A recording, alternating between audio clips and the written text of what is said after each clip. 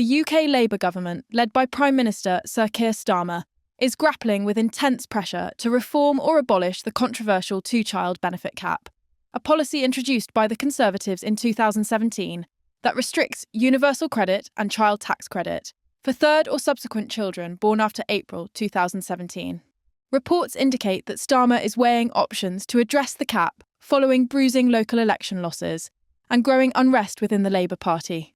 Sources suggest the Department for Work and Pensions is exploring a compromise, such as extending benefits to a third child, a three-child cap, rather than fully abolishing the policy, due to its estimated £2.5 to £3 billion annual cost. Speaking to the BBC today, Angela Rayner was asked if she would like to see the cap go. Rayner said, "I'm not going to speculate on what our government is going to do." She pointed to the establishment of a child poverty task force, which had been considering whether to remove it, among other measures. Would you like the cap on families with two children, with more than two children, not being allowed to change tax credits to go? Well, again, I'm not going to speculate on what our government is going to do. What I will say, Laura, is we have a child poverty task force, which I'm on. We look at all the different issues families face, particularly in poverty.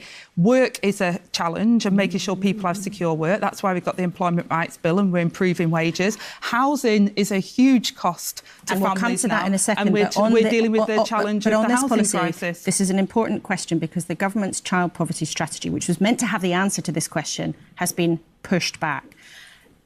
I'll ask you again, would you like to see what's known as the child benefit cap, which is actually a limit on families being able to claim tax credits if they've got more than two children? Would you, as the Deputy Prime Minister, like to see that cap go? Well, we're looking in the round at the challenges. That is one element, but there is a lot of challenges that I've just outlined that affect children in poverty. And I want to make sure we alleviate that. We're already rolling out breakfast clubs, which will save families money.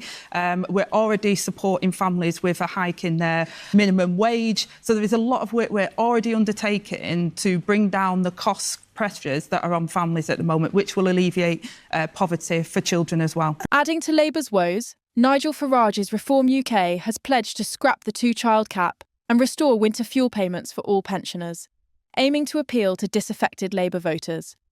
In a speech planned for next week, Farage will reportedly call Starmer one of the most unpatriotic prime ministers in our history, capitalising on Labour's local election setbacks, including losing 700 council seats and the Runcorn and Helsby by-election to Reform.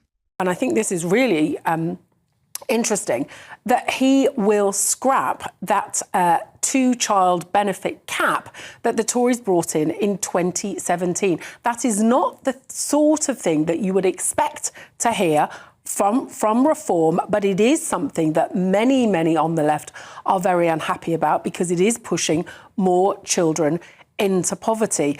And also, it is a point of difference with Kemi Badenoch, the Conservative leader, because they've said they would bring back the winter fuel allowance. But she was asked about the two-child benefit cap on Camilla Tominey this morning. Let's see what she had to say in response.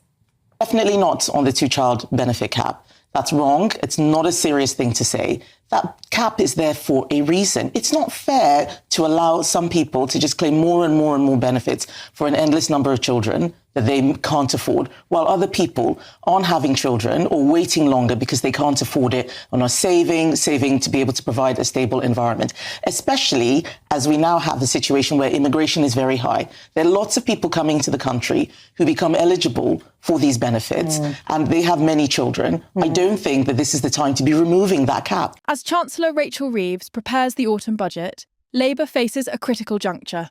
Scrapping or reforming the cap could mitigate internal dissent and align with Labour's social justice roots, but fiscal constraints and public opinion complicate the decision.